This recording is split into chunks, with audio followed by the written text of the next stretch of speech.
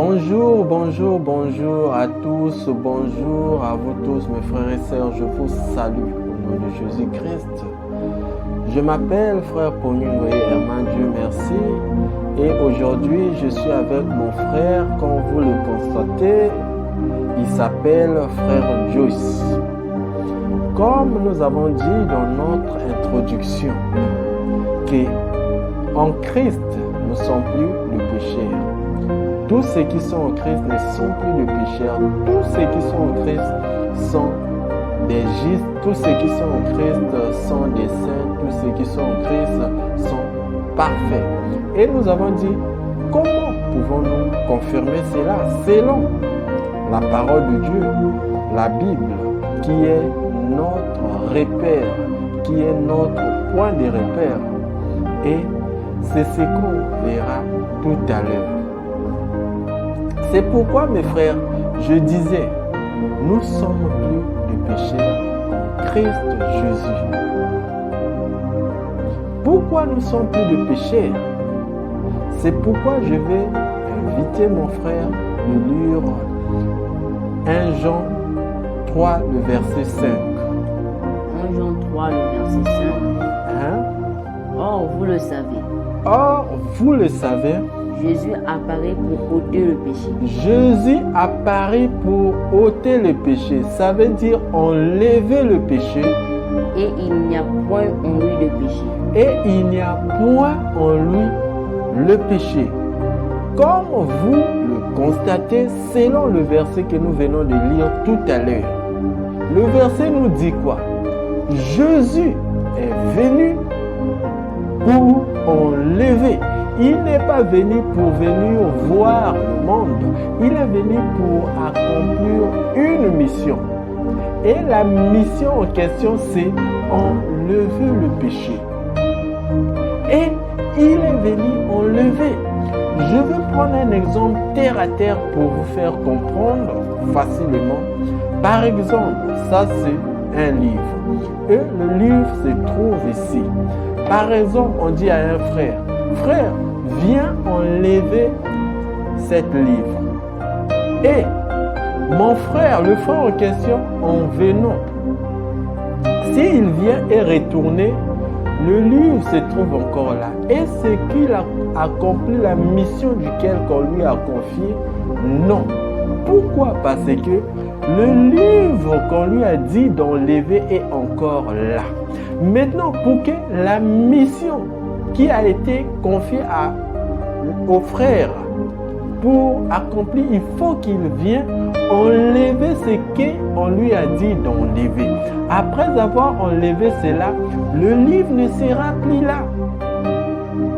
Le livre ne sera plus là. Une personne en venant, en voyant l'endroit où se trouvait le livre ne sera plus là. Pourquoi? Parce qu'on a enlevé.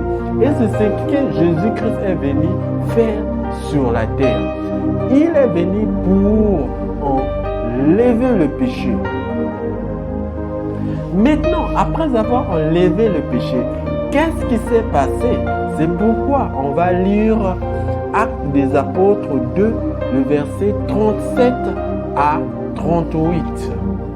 Actes des Apôtres, chapitre 2, verset 37 à 38. Après avoir entendu ce discours, ils eurent le cœur vivement touché. Ils eurent le cœur vivement touché. Et ils dirent à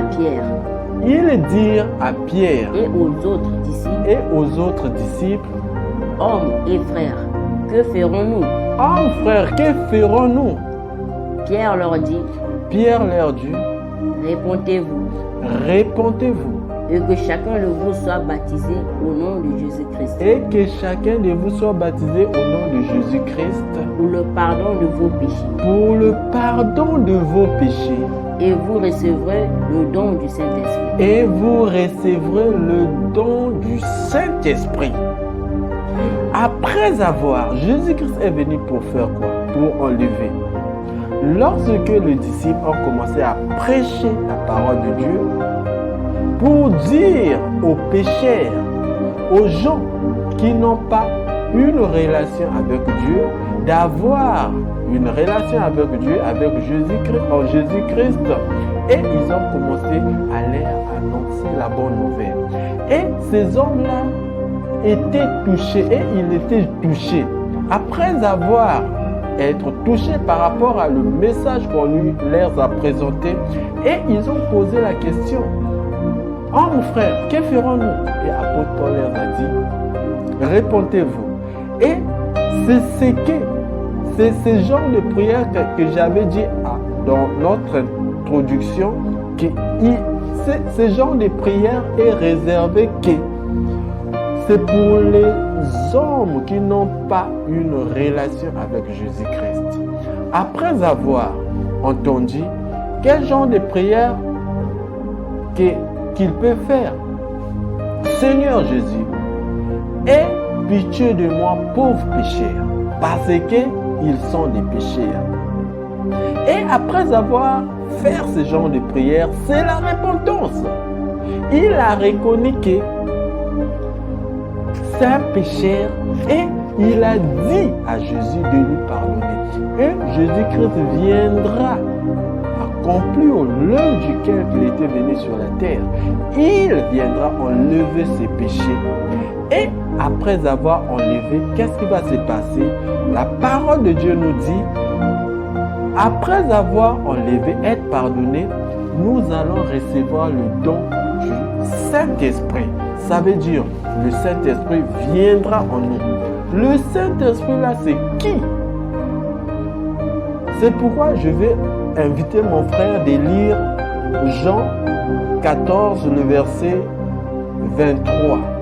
Jean 14, le verset 23. Jean 14, le verset 23. Jésus lui répondit: Jésus lui répondit: si quelqu'un m'aime, il gardera ma parole. Si quelqu'un m'aime, il gardera mes paroles. Et mon Père l'aimera. Et mon Père l'aimera. Nous viendrons à lui. Nous viendrons à lui. Et nous ferons notre demeure chez lui. Et nous ferons notre demeure en lui. Ça veut dire, ils viendront en nous et il fera leur demeure en nous. Ça veut dire, Dieu sera maintenant en nous. Ce n'est plus le péché parce que le péché a été ôté. C'est qui est remplacé en nous? C'est le Saint-Esprit qui est Dieu lui-même. Et il viendra en nous et il fera sa demeure en nous.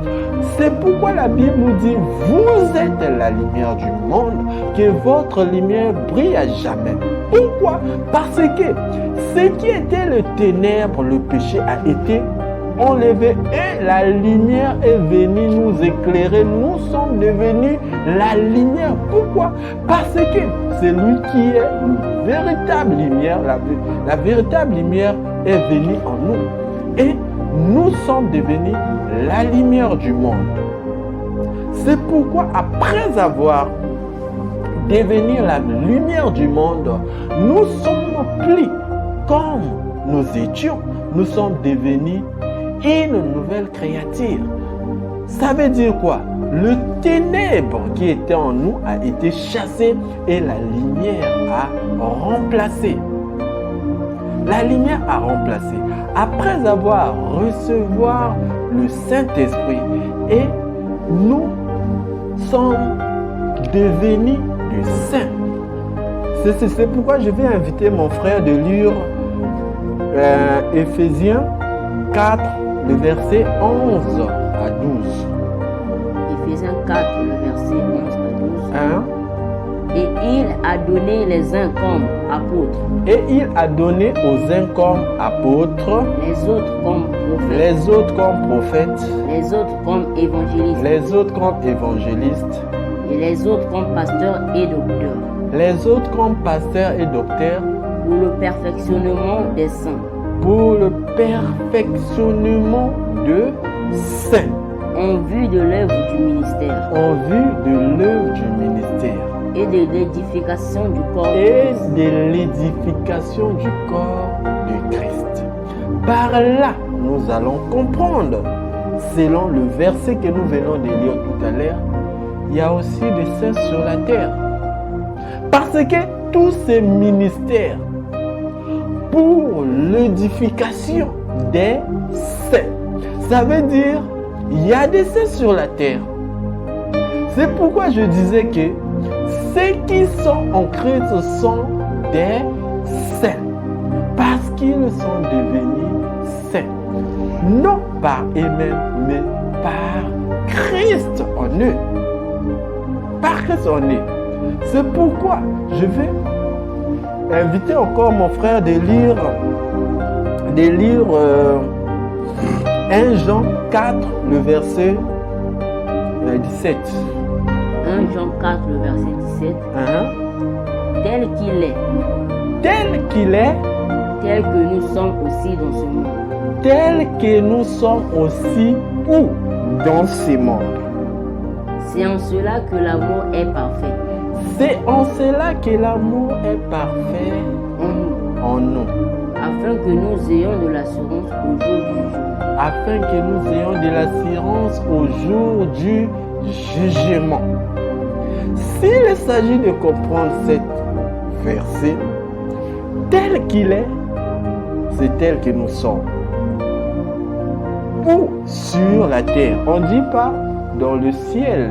Sur la terre, là où nous sommes. Maintenant, pour bien comprendre le verset, il faut commencer à voir Dieu est comment. Est-ce que Dieu c'est un pécheur? Non, Dieu n'est pas un pécheur. Est-ce que Dieu n'est pas saint? Non, Dieu est saint. Est-ce que Dieu n'est pas juste? Dieu est juste. Est-ce que Dieu n'est pas parfait? Dieu est parfait.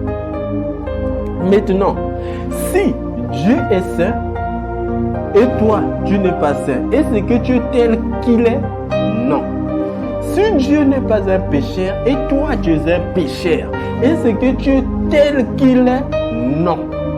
Si Dieu est juste et toi, tu n'es pas juste, est-ce que tu es tel qu'il est? Non. Si Dieu est parfait et que toi, tu n'es pas parfait, est-ce que tu es tel qu'il est? Non. Pour être tel qu'il est dans ce monde, en Christ Jésus, Dieu est saint, toi aussi tu es saint. Dieu n'est pas un pécheur, toi aussi tu n'es pas un pécheur. Dieu est juste, toi aussi tu es juste. Dieu est parfait, toi aussi tu es parfait. C'est là maintenant, tel qu'il est, c'est tel que nous sommes sur la terre. Tel que Dieu est, c'est tel que ceux qui sont en Christ Jésus sont. Si tu n'es pas parfait, ça veut dire que tu n'es pas tel qu'il est. Or, ceux qui sont en Christ sont tels qu'il est. Non par eux-mêmes, mais par Christ qui est en nous. Ça veut dire, lorsque le péché était en nous, le péché nous faisait devenir ce qu'il est. C'est pourquoi nous étions des pécheurs. Lorsque le péché a été ôté, nous ne sommes plus de pécheurs parce que ce qui nous faisait devenir de pécheurs a été enlevé. Et c'est lui qui est saint, juste, parfait. Il est remplacé. Puisque ce qui nous faisait devenir pécheurs a été enlevé, celui qui est parfait est venu. Il nous a fait devenir ce qu'il est. C'est pourquoi la Bible nous dit tel qu'il est, c'est tel que nous sommes ici sur la terre. Par là, mon frère, je vais te faire comprendre que si tu es un pécheur, tu ne lui appartiens pas parce qu'il est venu pour enlever le péché. Si tu es un pécheur, tu n'es pas tel qu'il est parce que lui, il n'est pas un pécheur. C'est pourquoi il viendra pour prendre les gens qui sont tels qu'il est, des saints, des justes, des parfaits. Mon frère, donne ta vie conformément à Jésus-Christ. Et tu seras transformé par Christ. Et tu deviendras une nouvelle créature. Une nouvelle créature. Parce que Jésus t'aime et il a besoin de toi. Et il viendra prendre ceux qui vont donner leur vie à lui. Ceux qui recevront le Saint-Esprit. Pour recevoir le Saint-Esprit, ça ne demande pas de l'argent. Comme d'autres prédicateurs commencent à mettre de l'argent devant. Non, avec rien, il suffit que tu puisses accepter. Reconnaître que tu es un péché et demande l'aide de Jésus de venir ôter le péché et remplacer celui qui est parfait, le Saint-Esprit, pour que tu deviennes comme il est, pour que tu puisses prendre part au royaume des cieux. Mon frère, Jésus t'aime et il a besoin de toi. Donne ta vie en Jésus-Christ et tu vivras éternellement dans le royaume. Parce que laisse-moi te dire, mon frère, même si aujourd'hui beaucoup ignorent, mais même s'ils veulent ou pas, l'enfer est bien réel, paradis est bien réel. Celui qui n'est pas en Jésus-Christ ira à l'enfer. Lorsque tu es en Jésus-Christ, le paradis est ouvert pour toi. Pourquoi? Parce que seul Jésus-Christ était venu pour enlever le péché. En donnant nos vies en Jésus-Christ, il viendra accomplir l'œuvre duquel et il va nous transformer. Pourquoi? Parce qu'il lui-même, celui qui est saint, il viendra habiter en nous et par là, nous serons comme il est. Nous allons devenir des saints, des justes, parfaits, non par notre propre force, mais par Christ. C'est ce qu'on appelle la grâce. Avoir quelque chose que tu n'as pas mérité. C'est pourquoi, mes frères, je vous salue au nom de Jésus-Christ. À la prochaine vidéo, nous allons continuer un peu d'autres versets concernant la confirmation de ce que nous sommes parfaits, saints, irréprochables. Et après cette vidéo, nous allons essayer un peu de prendre des versets qui sont un peu contradictoires, qui sont un peu contradire d'autres versets pour bien comprendre cela. Par exemple, je vais prendre un verset qui semble un peu contradictoire, Romains 7, le verset 17. Romains 7, le verset 17. Et maintenant, ce n'est plus moi qui le fais. Ce n'est plus moi qui le fais. Mais c'est le péché qui habite. Waouh! Apôtre Paul dit, le péché qui habite en moi. Waouh! Apôtre Paul est-il un pécheur? Le péché est en lui. Mon frère, moi je te dis non. Apôtre Paul n'est pas un pécheur. Pourquoi? Parce qu'il a donné sa vie en Jésus-Christ. Comment pouvons-nous prouver cela? C'est ce qu'on verra dans la prochaine vidéo.